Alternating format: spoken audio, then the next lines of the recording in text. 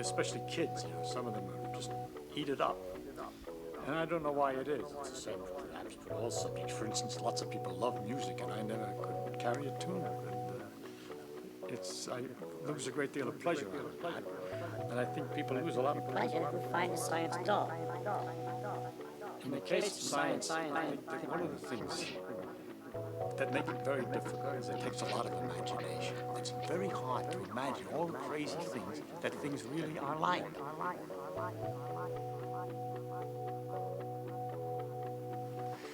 Nothing's really as it seems.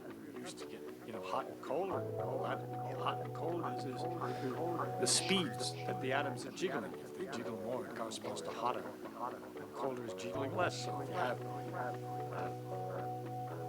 a bunch of atoms, a cup of coffee or something sitting on a table, and the atoms are jiggling a great deal in the coffee, and they bounce against the cup, and the cup then gets shaky. The atoms in the cup shake, and they bounce against the saucer, and the heat heats the cup and heats every other hot thing, spreads its heat into other things by mere contact, because the atoms that are jiggling a lot in the hot thing shake the ones that are jiggling only a little bit in the little cold thing. So if the hot heat, we say, goes into the cold thing, it spreads. But what's spreading is just jiggling in irregular motions, which is easy to try to understand. It brings up another thing that's kind of curious.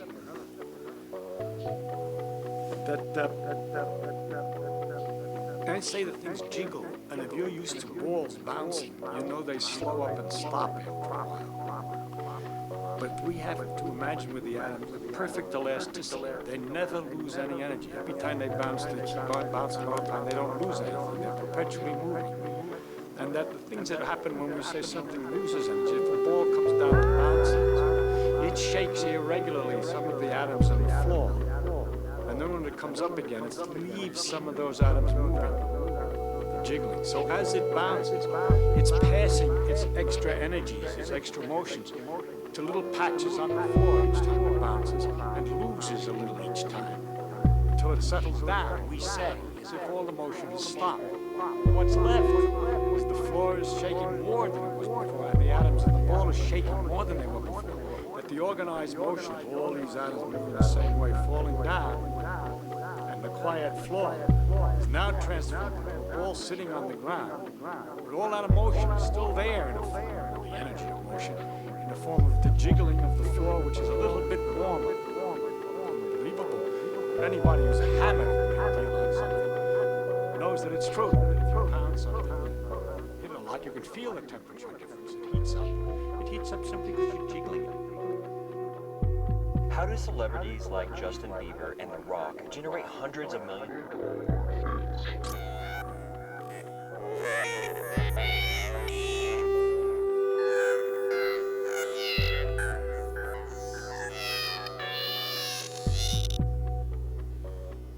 Atoms is a beautiful one that you can keep looking at all kinds of things this way. You see a little drop of water, a tiny drop, and the atoms attract each other. They like to be next to each other. They want as many partners as they can get. Now, the guys that are at the surface have only partners on one side, here on the other side, so they're trying to get in. And you can imagine this team of people, these teeming people, all moving very fast, all trying to have as many partners as possible. And the guys at the edge are very unhappy and nervous, and they keep pounding in, trying to get in. And that makes it a tight ball instead of a flat. And that's what, surface tension. When you realize, when you see how sometimes a water drop sits like this on a table, then you start to imagine why it sits like that, because anybody's trying to get into the water. And at the same time, while all this is happening, there are these atoms that are leaving the surface, and the water drop is slowly disappearing. I find myself trying to imagine all kinds of things all the time, and I get a kick out of it, just like a runner gets a kick out of sweating. I get a kick out of thinking about these things. I can't. What's up, everybody? Welcome back to the ZnZerna Music Hour. My name's P.T. Burnem. I'm going to be your host this evening. As usual, I've got the Pulsar working some stuff tonight.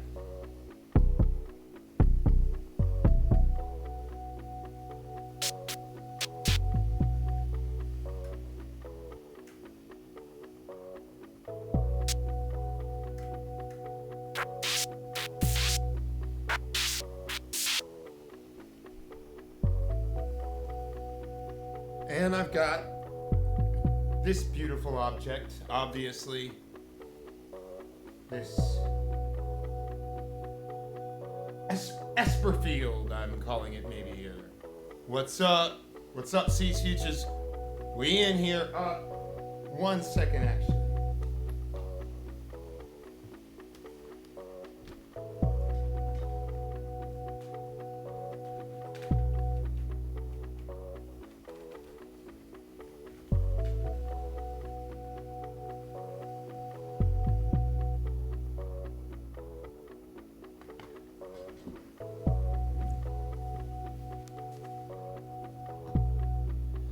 That's a little better. Here we go. So we're going to have some fun. What we're going to be doing is something that every beat maker knows what I'm talking about when I talk about going through the old stuff, the stuff that didn't quite make it on the albums or, hasn't really been developed, and seeing what's worth salvaging as we move forward. What's up, Footbags? You know what I'm talking about. What's up, Barry? Good to see you again. Whew. All right. So, got this nice something's gonna happen kind of riff going on. And then I got what is quickly becoming my trusty machine.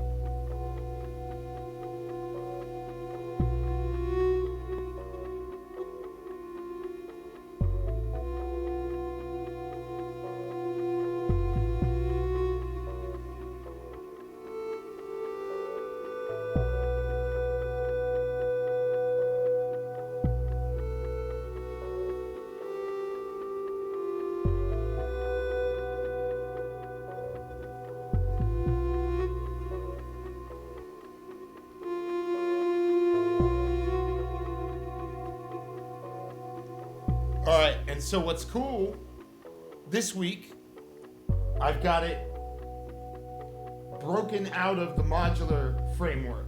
Last week I had it tied into the modular system. All the coils were running oscillators that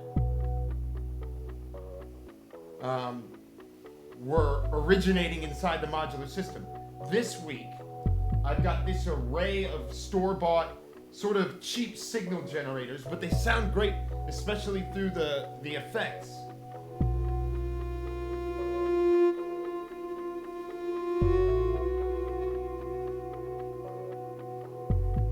So I've got it set up and I've got my tunings written down.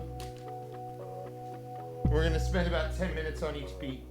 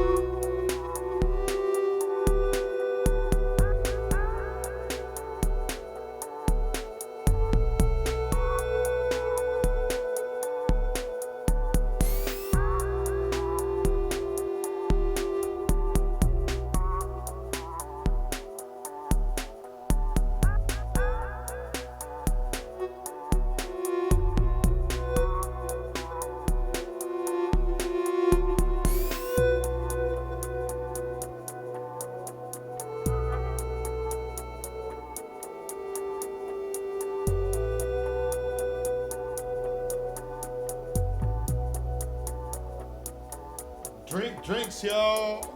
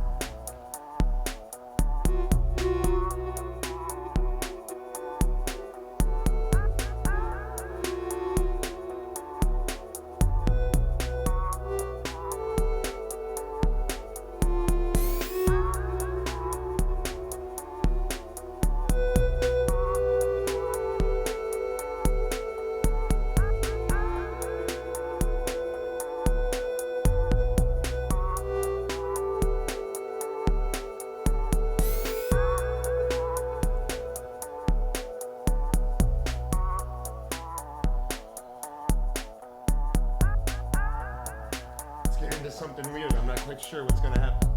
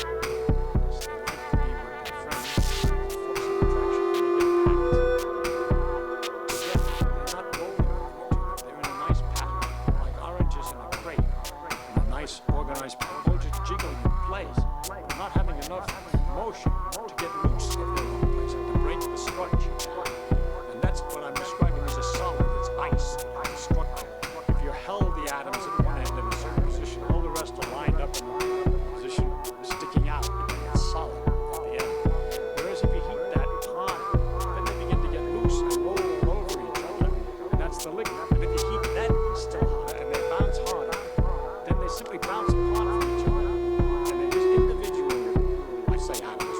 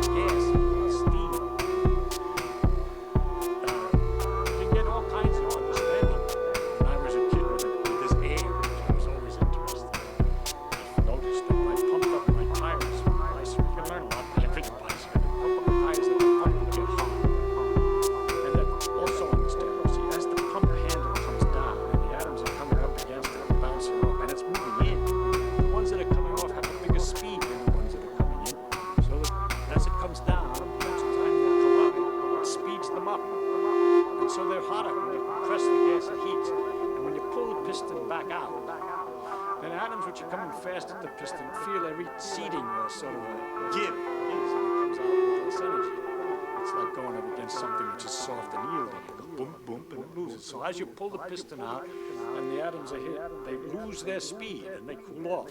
The gases cool when they expand. And the fun of it is that all these things which you see or notice in the world, the pump heats the gas and the gas cools when it expands, or the steam evaporates until you cover the cover, and all these things you can understand from these simple pictures. And that's kind of a lot of fun to think about. I don't want to take this stuff seriously. I think we should just have fun. There's no teaching and ask you questions at the end. Otherwise, it's so harmless.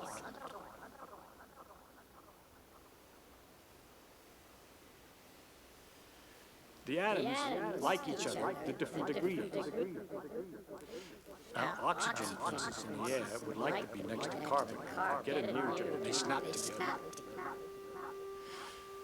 If they're not too close, they repel and they go apart, so they don't know that they could snap together. It's just as if you had a ball that was trying to climb a hill and there was a hole to go into, like a volcano hole, a deep one. It's rolling along, it doesn't go down in a deep hole, because if it starts to climb the hill, and then rolls away again. But if you made it go fast enough, it'll fall into the hole. And so if you have something like wood in oxygen, there's carbon in the wood from a tree. That's absolutely right, Barry. That's a lot like a theremin.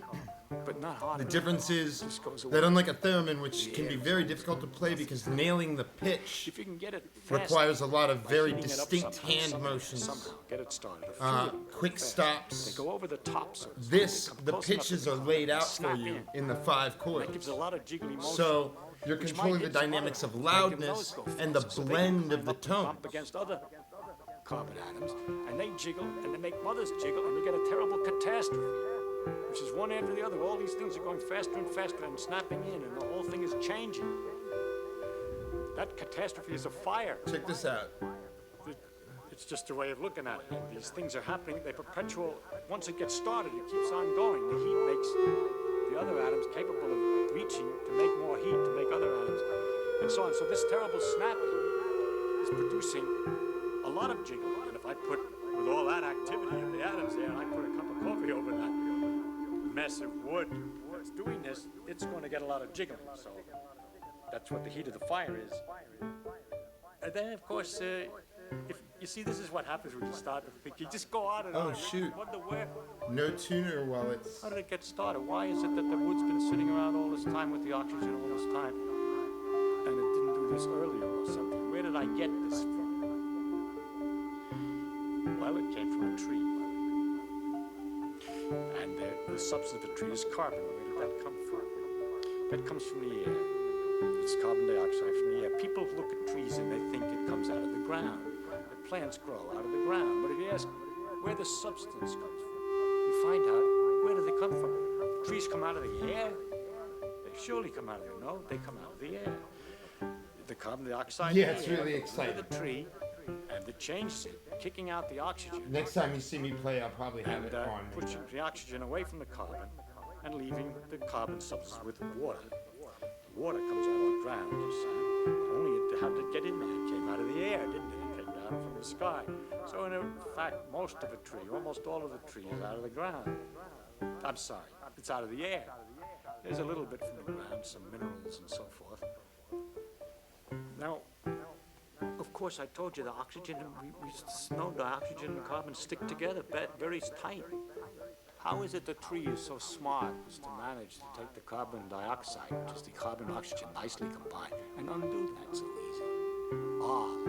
Life has some mysterious force. No, the sun is shining.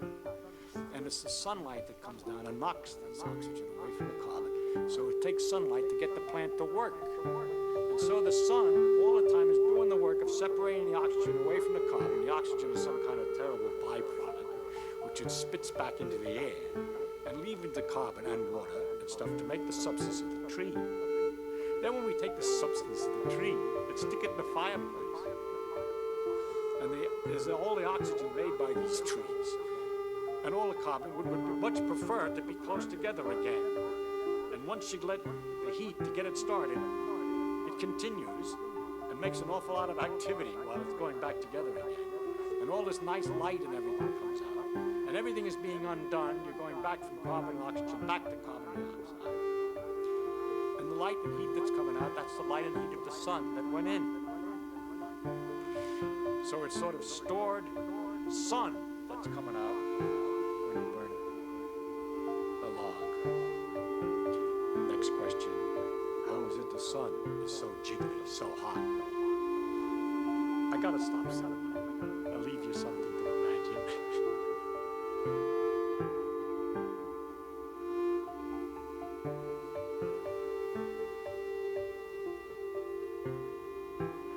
Most elastic things like steel springs and so on is nothing but this electrical thing pulling back. You pull the atoms a little bit apart when you bend something, and then they try to come back together again.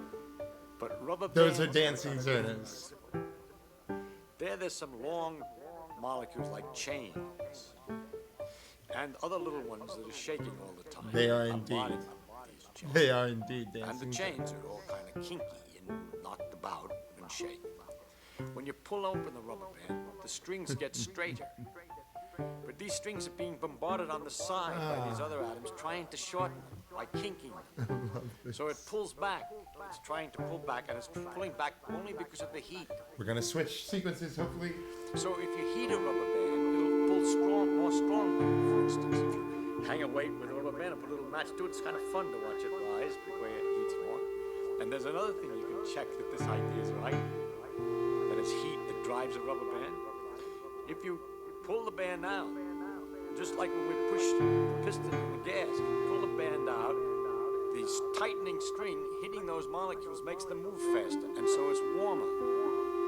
And if you take the band and let it in, then the molecules hitting the strings, which sort of give as the thing hits, they give in to the soft light. And they lose I like energy these when piano they hit lines. these retiring strings. So it cools. And there is a little way you can do this. You're not very sensitive. It's a small effect. And if you take a fairly wide rubber band and put it between your lips and pull it out, you'll certainly notice it's hotter. And if you then hold it out and let it in, you'll notice it's cooler. At least you'll notice a certain difference in what happens when you expand it and when you contract it. And I've always found rubber bands fascinating to think that when they're sitting on an old package of papers for a long time, holding those papers together, it's done by a perpetual pounding of the atoms against these chains to hold it, trying to keep them year after year. Well, rubber bands don't last that long, but anyhow, for a long time, trying to hold this whole thing together.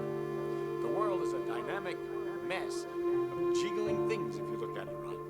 And if you magnify it, you can hardly see anything anymore because everything's jiggling and they're all in patterns and they're all lots of little balls. And it's lucky that we have such a large-scale view of everything that we can see them as things without having to worry about all these little atoms all the time.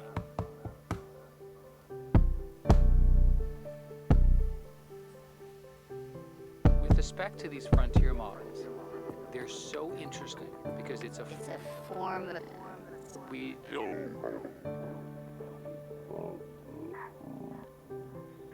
two magnets, and you push them, you can feel this pushing between them.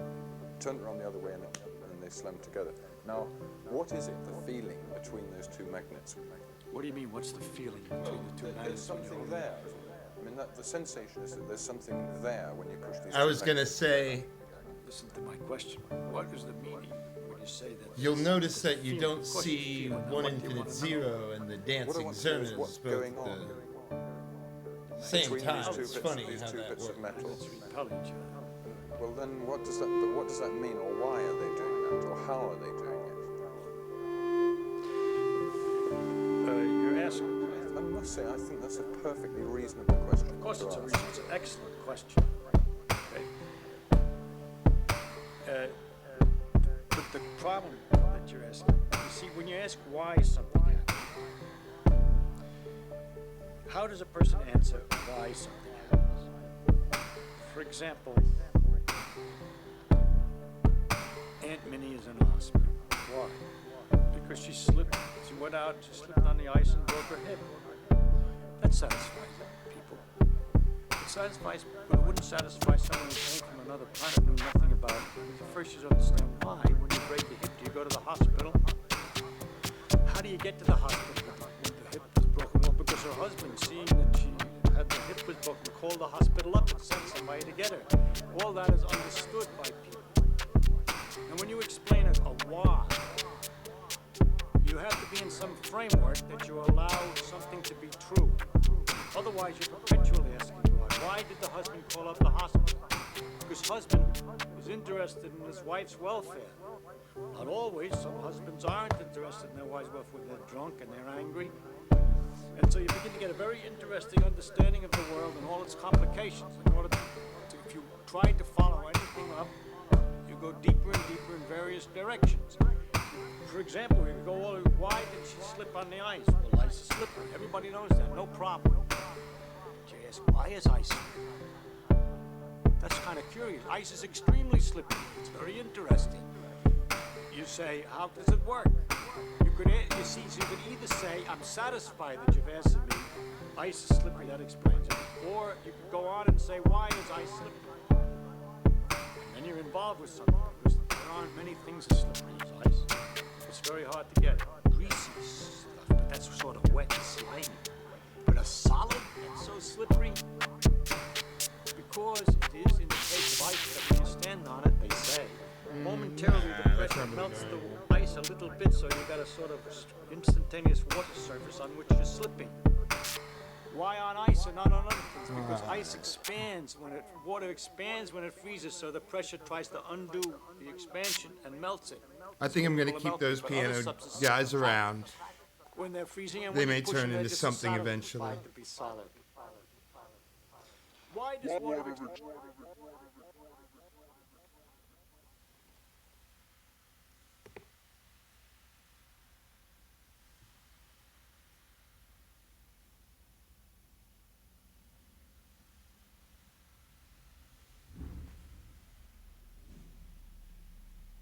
All right, well, now I'm sort of going in on a little bit of like free tuning because I didn't know that you couldn't use the tuner while it was recording. So we'll see how we can do. But it should be fine. We'll see what's up.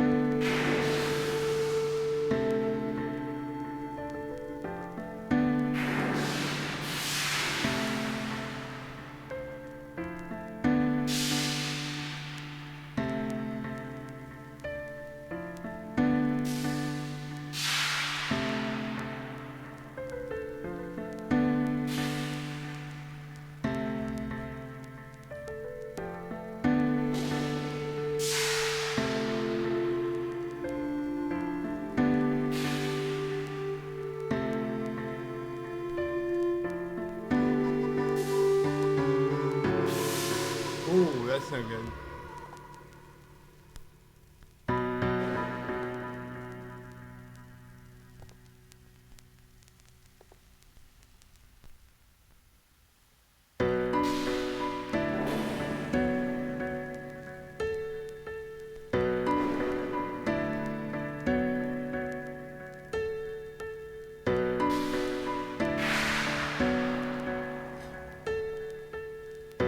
Oh, what's up, Jeff?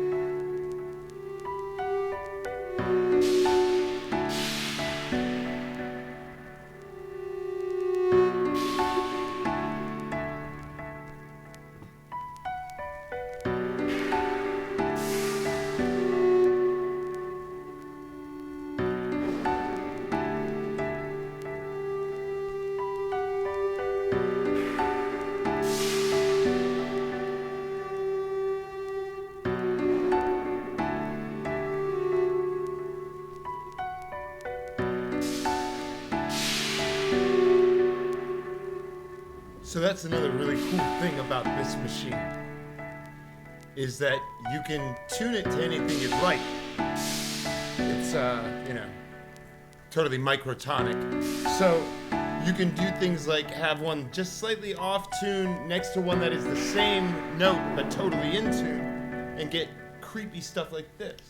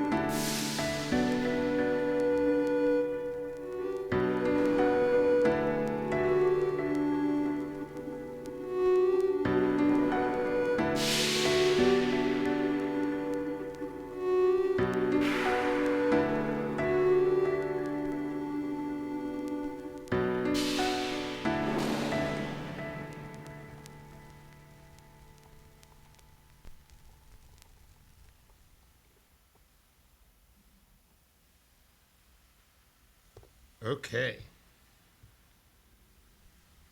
We're going to get into another one. Thanks for hanging out with me, y'all. For those of you just joining us, this is P.T. Burnem with the ZnZerna Music Hour. Debuting a homemade instrument that I'm for now calling the Esperwave, after the Final Fantasy VII character. Let's see.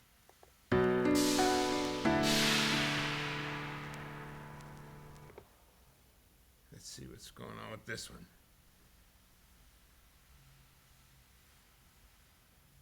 Uh-huh.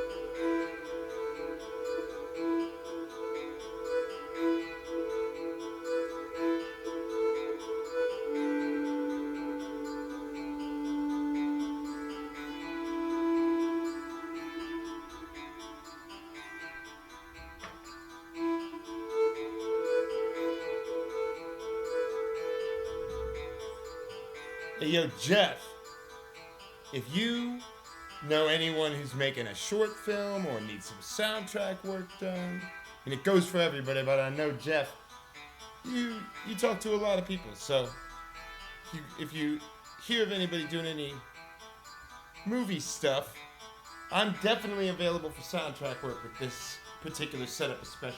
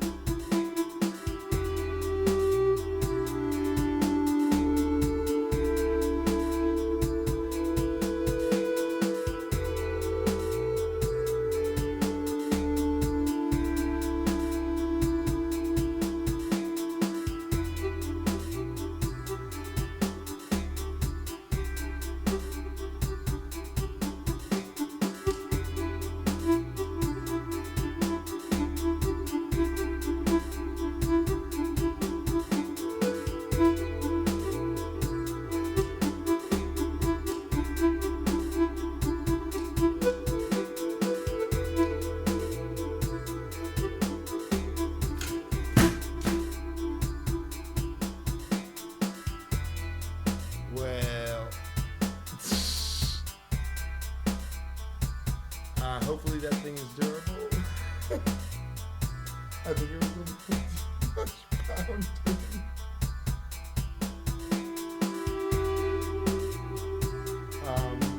I'm gonna check it in a minute.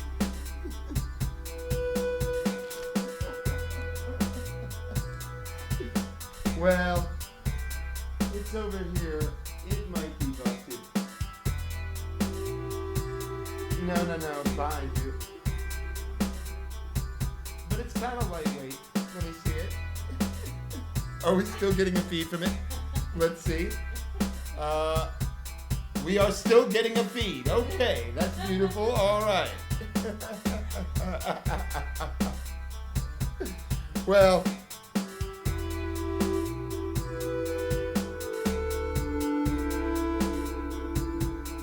woohoo!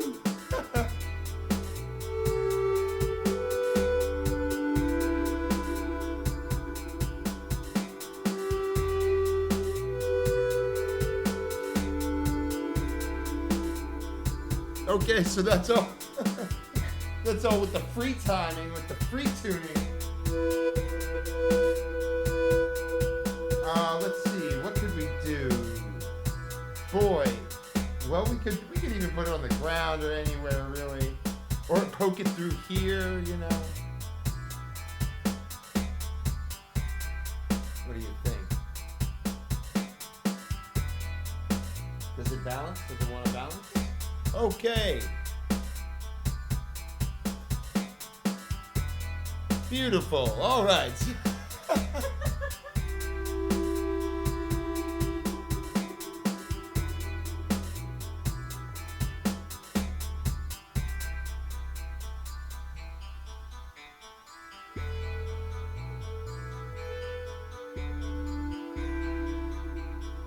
Woo!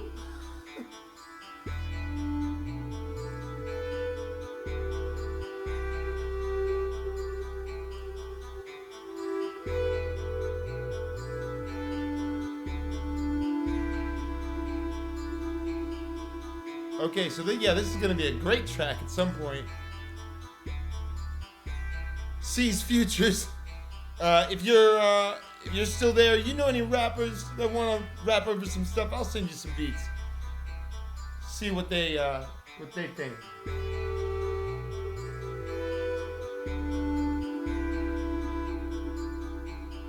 Woo!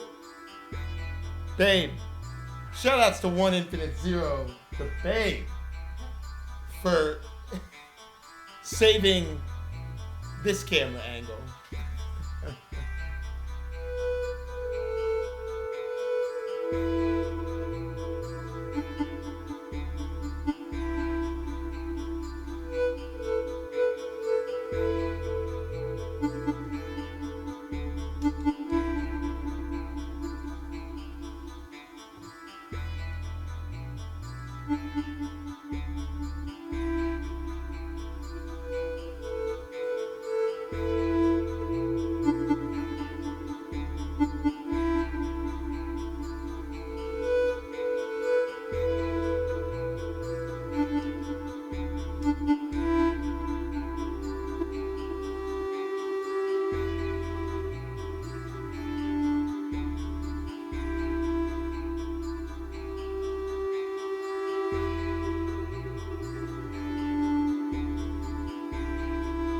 Y'all see what I'm saying about that slightly out of tune boy.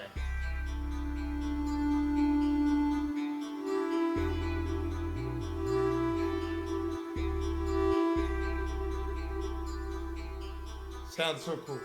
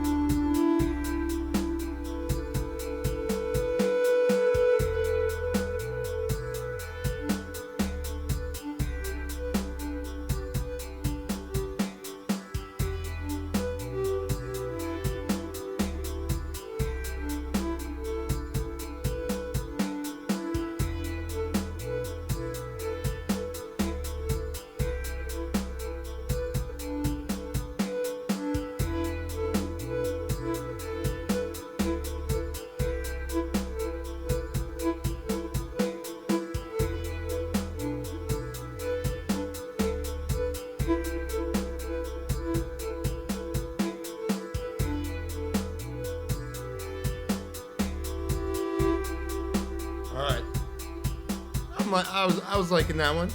I think there's a few more that I'd like to share before the night is out. I really like this one.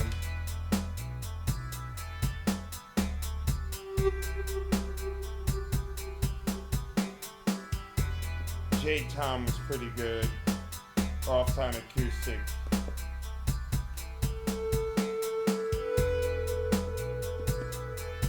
Let's go with KO2 PBVB then.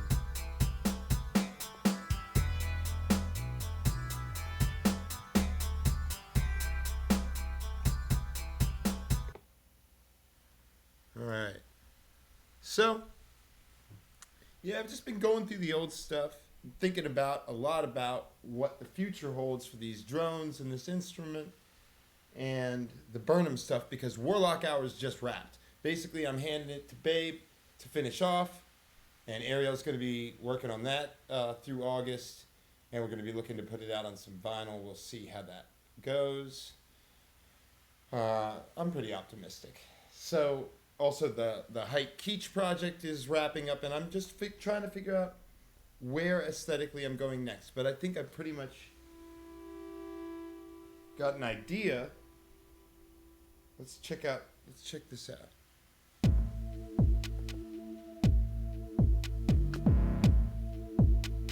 See, I like stuff like this.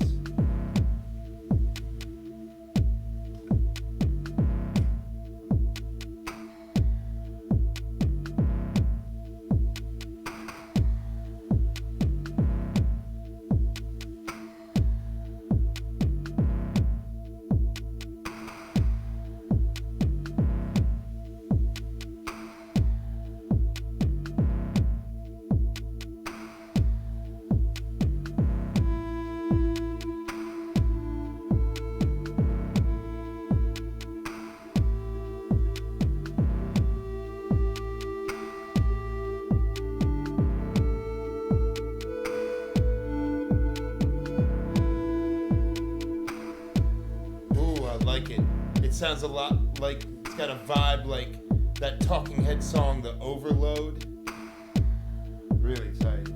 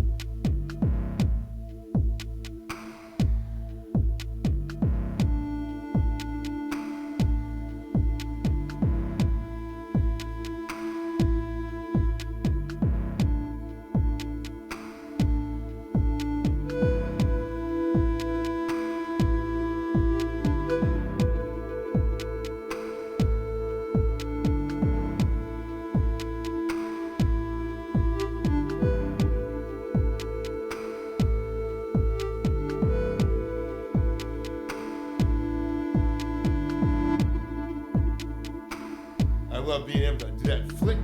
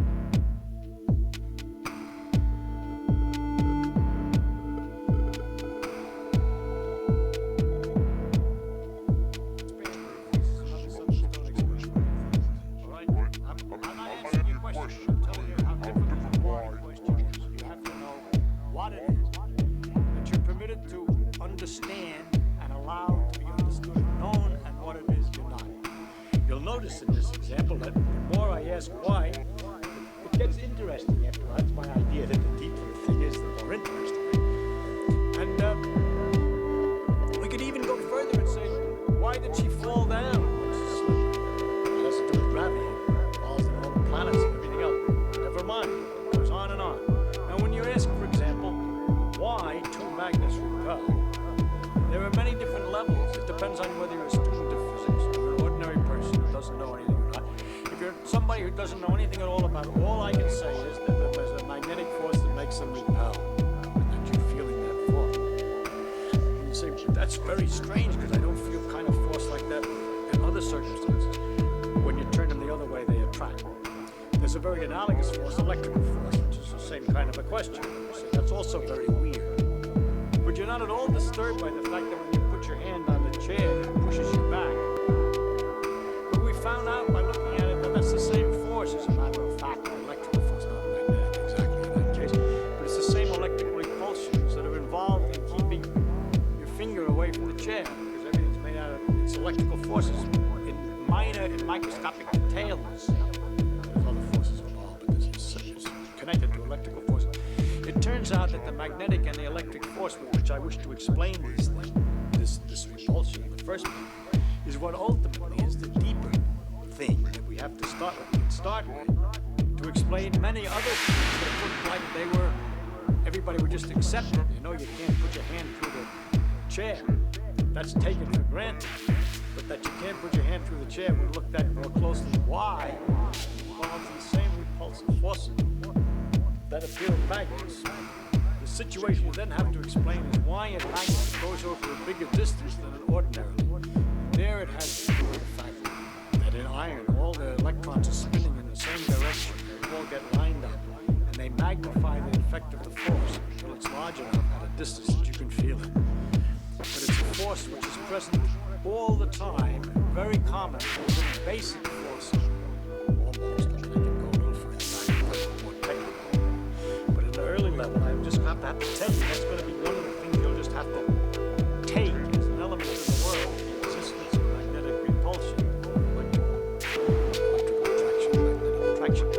I can't explain that attraction in terms of anything else that's familiar to you. For example, if we say the magnets attract like as if they were connected by rubber bands, I would be cheating you. Because they're not connected by rubber bands, I should be in trouble. You'd soon ask me about the nature of the band. And secondly, if you were curious enough, you'd ask me why rubber bands tend to pull back together again, and I would end up explaining that in terms of electrical forces, which are the very things that I'm trying to use the rubber bands to explain, so I have cheated very badly. So I'm not going to be able to give you an answer to why magnets attract each other, except to tell you what they do. And to tell you that that's one of the elements in the world of different kinds of forces. There are electrical forces, magnetic forces, gravitational forces, and others. And those are some of the parts. If you were a student, you'd go further. I could go further. I could tell you that the magnetic forces are related to the electrical forces very intimately. But our relationship between the gravity forces and the electrical forces remains unknown, and so on. But I really can't do a good job, any job, of explaining in terms of something else that you're more familiar with, because I don't understand it. Anything else that you're more familiar with.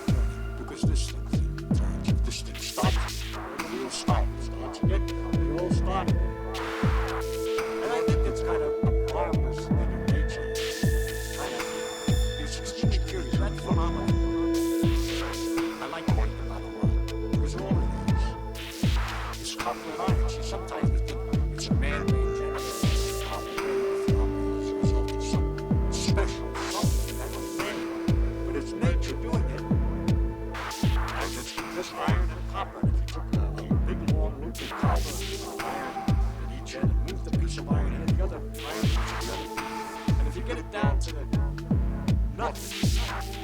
You're just moving a piece of iron in a loop of copper. Another piece of iron. You realize what a fantastic the nature is. You don't even need the iron. You could just get this pump prime, jiggling copper strands around fast enough not to run out. So what? Get other copper strands. Connection. It's only copper and motion. And with circumstances, these electrical phenomena all cancel out. Everything is sort of pushing and pulling. It's very dull. But nature has these magnetic forces. They call me hand. You call me. You get some strange conditions. In front of a piece of paper, something paper jiggles at a distance far away.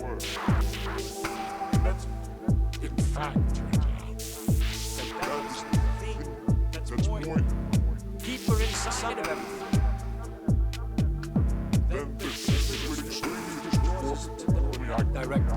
I push with your finger, good. I got you director. Let's put your finger. It's a little finger. It's got about another push. There's a little space between that.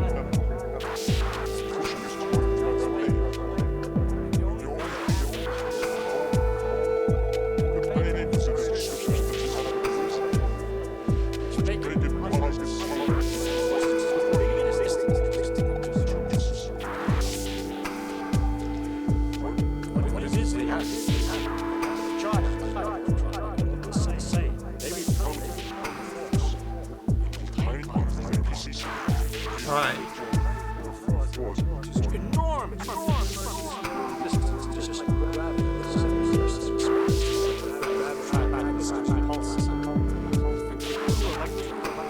I just can't resist. Keep on playing, but you know it's been an hour and we've been through a few tracks.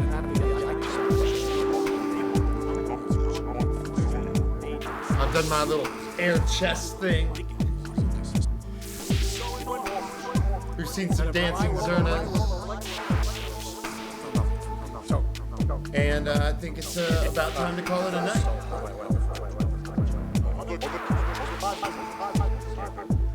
So I'd like to thank my dust cat and let you know.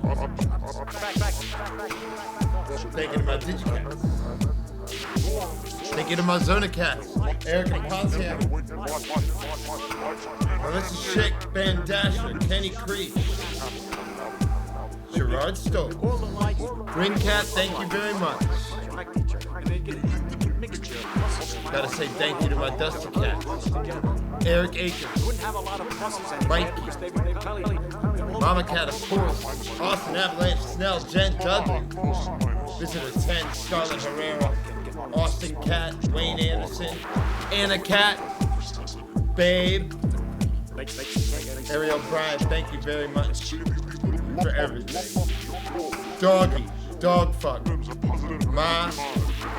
my main animal friend. Hope to see you soon. Barry, if you're still with us, thank you. I tell you. Royal Blue. Nothing is true. Everything is permitted. You make of reality what you wish. And this comes with a lot of catches. You can't just expect yourself to think your way. I'll tell you one of the secrets. One of the secrets is that you can't just think your way into stuff. Just because you make reality with your mind, that's true. But the thing is that when you have a thought strong enough, it starts to dictate your actions. And that's what starts to really mold your reality. The resonant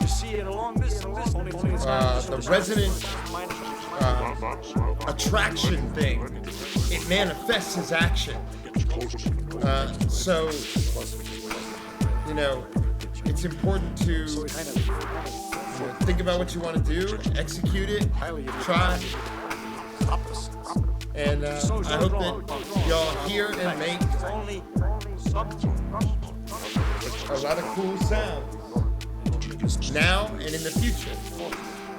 My name's P.T. Burnem. This is the ZnZerna Music Hour. Thank you to ZnZerna Cat in the back, Of some like holding it down with the dance move. other that you made, and I understand the other way around. Long distance positive can. It's the electric Sure, let's raid tonight. Let's do it. that we have to accept as the base reality. What do we want to raid? We're going to explain all the other things. So again, it's hard to understand. You have to do a lot of imagining. That the real world What do we want to do? has its Oh, Mega Ran. Yeah, a definitely. force which acts at a long distance. That we haven't got much experience with that force. We have a peculiar phenomenon. All right, yeah, let's do it. Ordinarily, we don't have much experience with that force is simply because that's what requires imagination. The long distance force we have no other picture. And in the example, All right, we're about to roll into Mega Ran's spot. the electrons which are caught Let's get it. you have to We raid. push motion of the copper wire. And it's wonderful to think that you push a few here. Raid They get too it. close together, so they push the other because they repel at a long distance. So it's not just like water, like it goes at a short distance, but it's a wonderful fluid. Which goes at a long distance, and the effects therefore can go very quickly through the wire. Concentrate, zing, through the wire, all over at once. You can use that stuff to make signals. You can push a few electrons here and there by talking on a telephone. The other end of the line, long line of copper across the city. The electrons respond very rapid interactions over these long distances to what you're saying in this room. And that the the existence of these long forces, rapid motion, actions, and so forth, was a tremendous thing for human beings. I think that the discovery of electricity, magnetism, the electromagnetic effects, finally worked out in the equations by Maxwell in 1873 is probably the fundamental transformation. The most remarkable thing in history, the biggest change.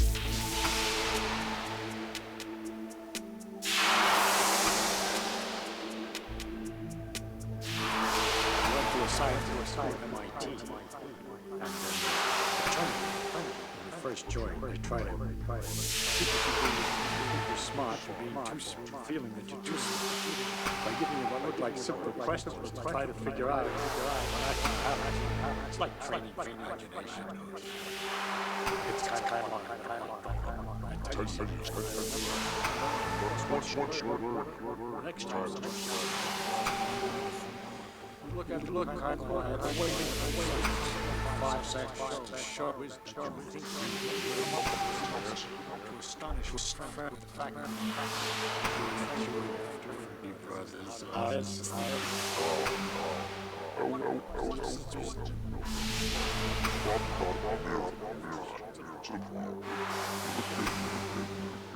Let's say you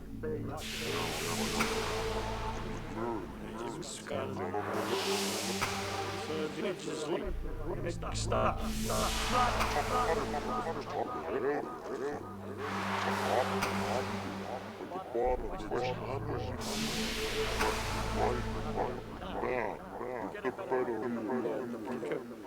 Lying down.